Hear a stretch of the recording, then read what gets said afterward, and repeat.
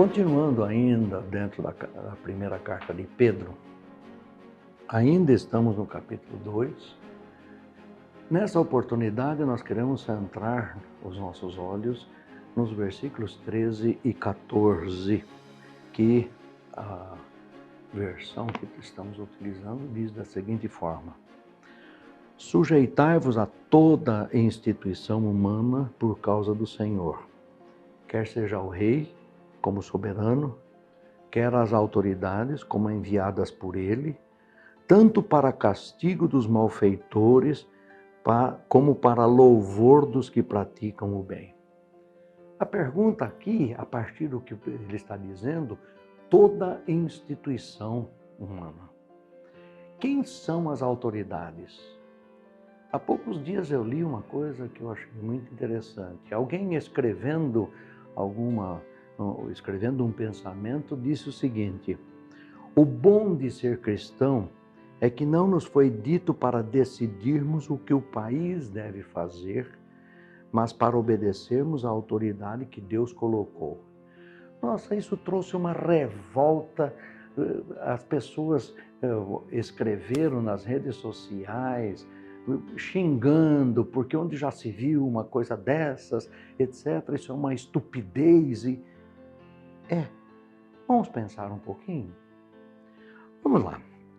Para argumentar-se, e pode-se argumentar dessa forma, que Deus nos mandou a atender às autoridades constituídas por Ele, Deus, mas não as autoridades eleitas pelos homens.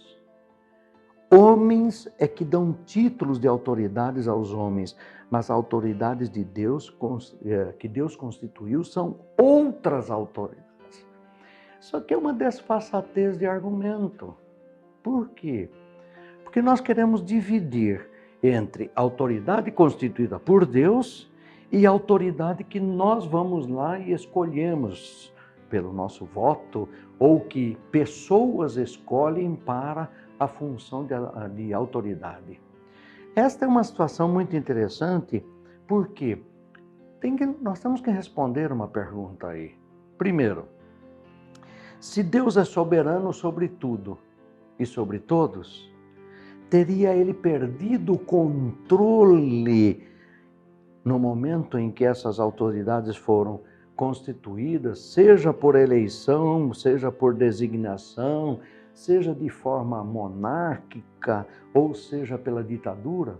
Neste momento, Deus perdeu o controle porque, foi eleito alguém que eu não sabia que ele poderia ser eleito. Será que ocorre isso da parte de Deus? Jamais. Quem discorda da submissão às autoridades costuma normalmente evocar o exemplo de Hitler e de outros crápulas da história, que nós sempre tivemos esses crápulas. Submissão é uma coisa, obediência é outra coisa, e aqui nós precisamos fazer esta distinção, e vamos tentar fazer. O cristão deve sempre se submeter à autoridade, porque toda autoridade foi estabelecida por Deus, independentemente da forma como ela chegou à condição de autoridade. Deus instituiu a família, a igreja e o governo. Ele não é Deus de confusão, mas é Deus de ordem. O princípio de autoridade e o dever de submissão são ensinos muito claros nas Escrituras. E nós temos dificuldade de nos relacionar com isto, porque são ensinos claros das Escrituras. Se nós não temos as Escrituras como palavra de Deus, que ela é palavra de Deus para nós, nós temos dificuldade. Então nós vamos escolher algumas coisas que nós achamos que são válidas e outras que não são, porque nós não cremos que a palavra de Deus é palavra de Deus. Nós achamos que ela pode ser, que algumas coisas que eu aceito, ela é, outras coisas que eu não aceito, ela não é a palavra de Deus, é palavra simplesmente de homens. Convém salientar que não somos nós quem reconhece a alguém, se alguém é ou não é autoridade, visto que tal poder não encontramos em qualquer texto bíblico. O ser humano sempre monta argumentos falaciosos com o objetivo de sair pela tangente, motivo para dar a sua própria posição, a sua própria interpretação a respeito daquilo que está escrito na palavra. E isto é uma dificuldade significativa. Por quê? Porque nós temos uma tendência natural de não nos submeter às autoridades, não nos submeter às instituições que, dentro do controle e expressando a vontade de Deus para aquele momento, elas estão sobre nós. Independentemente de como tenha chegado ali, o fato de uma autoridade ocupar o trono é suficiente para reconhecermos que ela tem a chancela de Deus. Se Deus não tem como propósito que aquela autoridade esteja ali, saiba, ela nunca estará ali. Mas se ela está ali, é porque existe uma chancela e um propósito de Deus para que aquele tipo, aquela característica e aquela pessoa naquela função esteja ali naquele momento. Pensar diferente significa não reconhecer autoridade nenhuma, ou querer que seja autoridade somente aquela que eu, ao achar, eu decidir que é autoridade. Isso é rebelar-se contra os princípios estabelecidos por Deus na criação. Quando Jesus estava na terra dos judeus, vivia num espaço geográfico que havia sido invadida pelo poder romano. Não era o poder do Estado, não era o poder de Israel que se expressava ali, mas era o poder romano. O Senhor se submeteu a todas as autoridades e a todas as camadas de autoridade que estavam sobre si. Em Mateus capítulo 22, nos versículos 19 a 21, nós encontramos o Senhor Jesus Cristo reagindo a uma pergunta que lhe foi feita, dizendo assim: mostrai-me a moeda do tributo. Trouxeram-lhe um denário. E ele lhes perguntou: de quem é esta efígie e inscrição? Responderam: de César. Então lhes disse: dai, pois, a César o que é de César e a Deus o que é de Deus. Ou seja, em outras palavras, ele estava dizendo que uma questão de tributo, nesse exemplo específico, não é uma questão de aceitar ou não dar o tributo, mas é uma exigência feita pelo governo, e esta exigência deve ser cumprida por obediência àquilo que está sendo exigido. Cristo foi submetido até ao ímpio Pilatos. Esse é um texto que me chama muita atenção, porque quando nós vamos a João, capítulo 19, versículo 11, nós vamos encontrar a seguinte expressão: respondeu Jesus a ele, Pilatos. Quando Pilatos disse assim: eu tenho toda a autoridade, eu tenho. E Jesus respondeu a ele dizendo: nenhuma autoridade teria sobre mim se de cima não te fosse dada. Por isso quem me entregou a ti, maior pecado tem. Está se referindo, obviamente, não só à ação de Judas, como à ação dos líderes religiosos que estavam trazendo Jesus para ser julgado por Pilatos. Quando Jesus nasceu, a autoridade máxima do Império Romano se chamava César Augusto. Na adolescência, reinava Tibério César. Logo depois da morte de Jesus, veio um imperador chamado Calígula, que enlouqueceu e aterrorizou todo o reino. Cláudio foi o próximo e foi sucedido por Nero, a quem Paulo apelou em Atos 5:11. Vejam que o próprio Senhor Jesus Cristo, diante de todas essas autoridades, ele se submeteu a essa autoridade porque entendia que era uma autoridade que cumpria um propósito, uma vontade do seu Pai, Deus, naquele momento da história. Havia ainda as autoridades locais dos judeus, como a dinastia dos Herodes, governantes fantoches a fim de diminuir a rejeição do povo à presença dos romanos. Vamos pensar um pouquinho. Nero não era nenhuma Madre Teresa de Calcutá, mas foi sob esse homem cruel que os apóstolos viveram e foram executados. Depois vieram Vespasiano, Tito, que massacrou os judeus e destruiu o templo de Jerusalém, e ali foi construída um local para adoração do imperador. Depois foi seguido por Domiciano, aquele que, não concordando com aquilo que era a pregação de João, o apóstolo, simplesmente mandou-o para a ilha de Patmos, imaginando que isto calaria sua voz. E na ilha de Patmos, João traz à luz 3 cartas e o Apocalipse, que são de uma estrutura, de uma maravilha incomparável. Ou seja, por detrás disto está o interesse e o propósito de Deus. Foi sob essas autoridades que viveram os primeiros cristãos. E é nesse sentido que já citamos em outra ocasião, mas convém trazer agora à luz novamente, o texto de Romanos, capítulo 13, versículo 1. Todo homem, ou seja, não é para escolher, mas todo homem esteja sujeito às autoridades superiores. Porque não há autoridade que não proceda de Deus.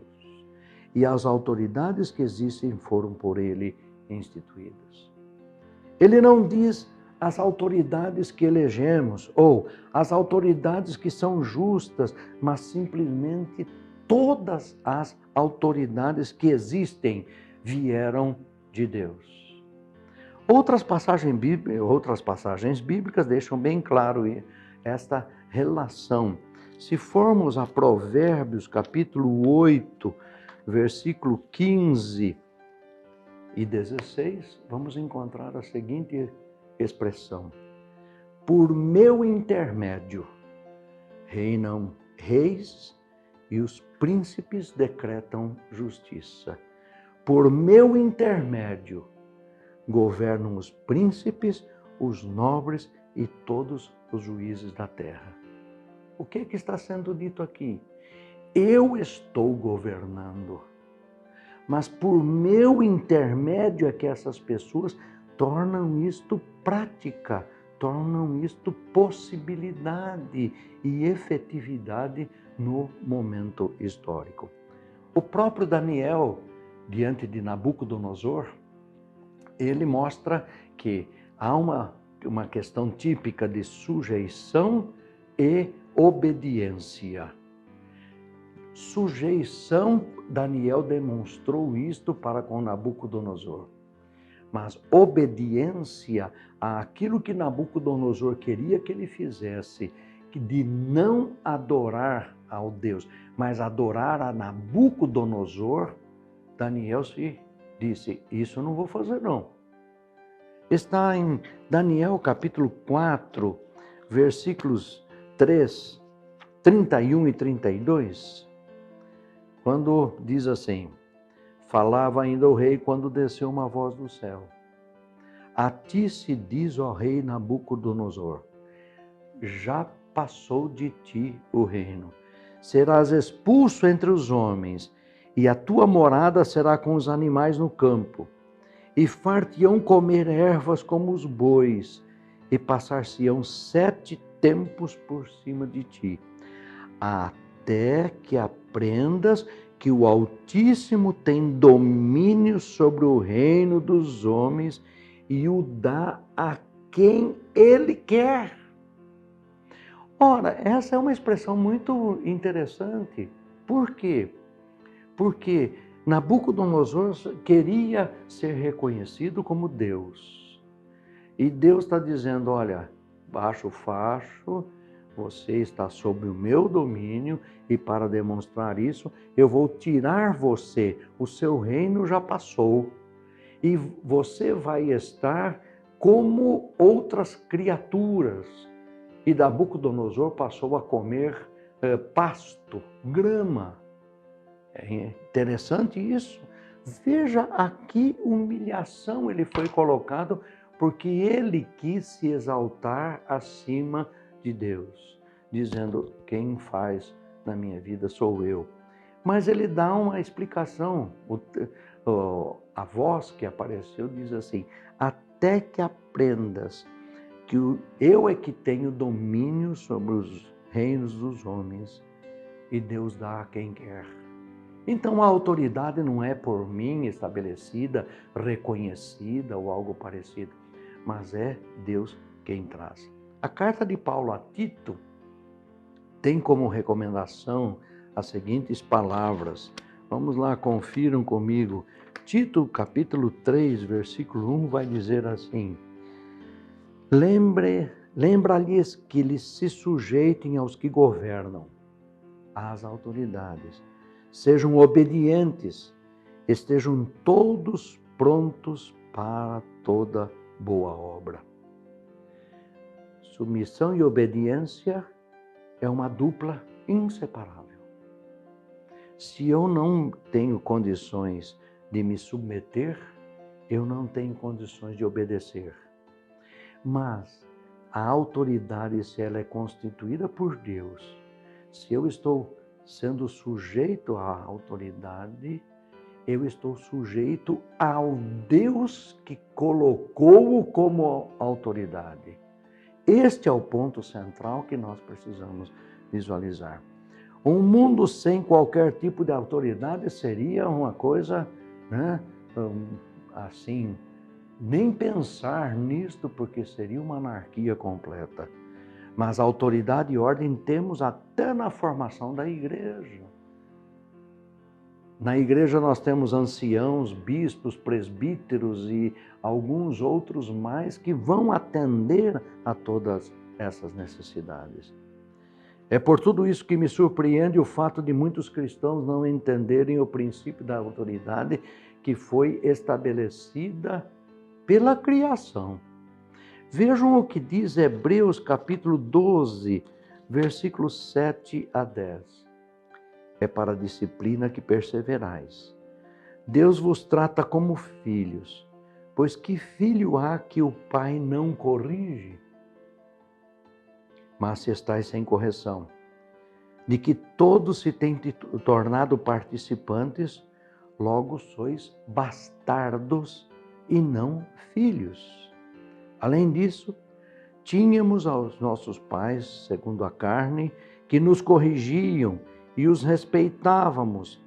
Não havemos então de estar muito em maior submissão ao Pai espiritual e então viveremos? Pois eles nos corrigiam por pouco tempo, segundo melhor lhes parecia. Deus, porém, nos disciplina para aproveitamento, a fim de sermos participantes da sua santidade. Participar da santidade de Deus significa, então, reconhecer as autoridades, estar sujeitas a essas autoridades. E quando nós erramos, essas autoridades nos corrigirão. Se nós andamos bem, essas autoridades reconhecerão que nós somos pessoas de bem, que nós, aqui cabe a casa espiritual ambulante. Se nós carregamos conosco a presença viva de Cristo e de Deus por onde quer que andemos, por o que quer que façamos, nós não estamos representando Deus, nós estamos trazendo em nós a presença de Deus. Ora, o desprezo pela autoridade contaminou de tal modo os cristãos que virou moda os cristãos falarem mal das autoridades, despejarem o fígado, o fel contra aqueles que estão constituídos como autoridade. Como se eu fosse uma autoridade para criticar aqueles que estão constituídos por Deus como autoridade. É isto que vamos encontrar na linha de raciocínio de Judas. A carta de Judas, que não é o Iscariotes, é bom sempre dizer isto, mas o meio-irmão de Jesus Cristo, quando tem um capítulo só, né? Mas no versículo 8 diz assim: ora, estes da mesma sorte, quais sonhadores alucinados, não só contaminam a carne, como também sujeitam governo e difamam autoridades superiores. Olha, coisa impressionante. Judas está dizendo que são sonhadores que estão alucinados, que estão fora de si para estarem difamando autoridades constituídas por Deus. Isso significa que a minha não sujeição não é a autoridade, mas a minha não sujeição é ao próprio Deus. Blasfemar das autoridades indica falta de sintonia com a vontade de Deus. Nós vamos encontrar ainda na carta de Paulo a Timóteo, na primeira carta, nós vamos encontrar no capítulo 2, dos versículos 1 a 4, o seguinte: antes de tudo, pois, exorto que se use da prática de súplicas, orações, intercessões, ações de graça em favor de todos os homens, em favor de reis e de todos os que se acham investidos de autoridade, para que vivamos vida tranquila e mansa, com toda piedade e respeito.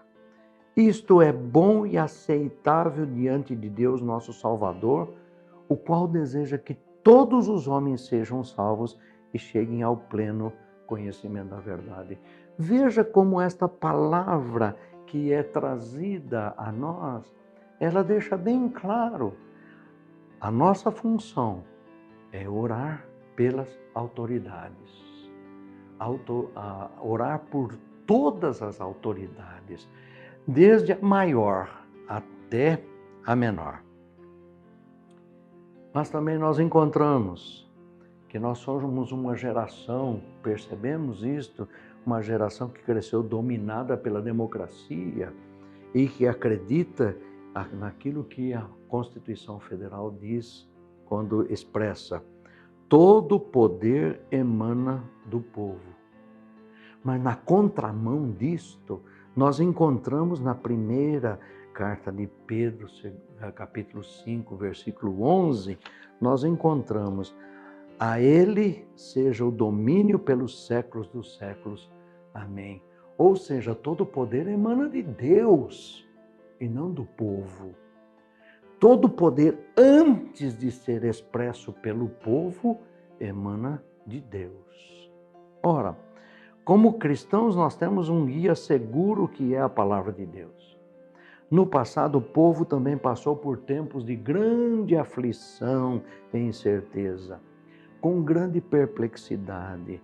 Mas quantas vezes você leu de Deus mudando o coração dos governantes? Muitas vezes, é só buscar os textos bíblicos.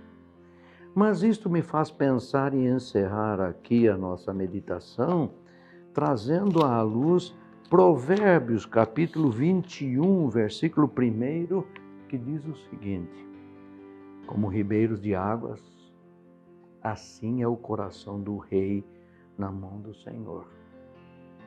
Este, segundo o seu querer, o inclina.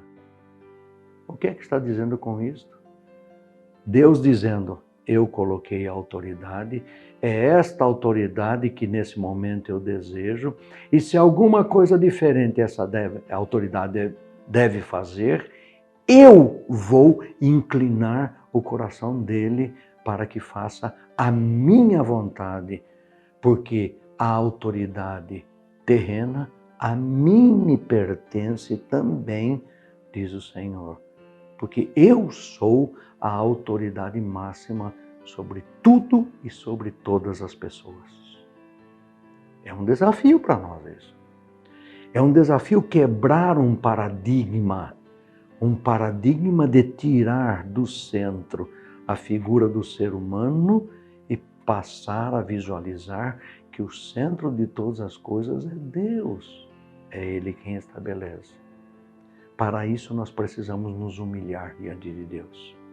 Para isso nós precisamos reconhecer humildemente que Ele é Senhor absoluto sobre todas as coisas.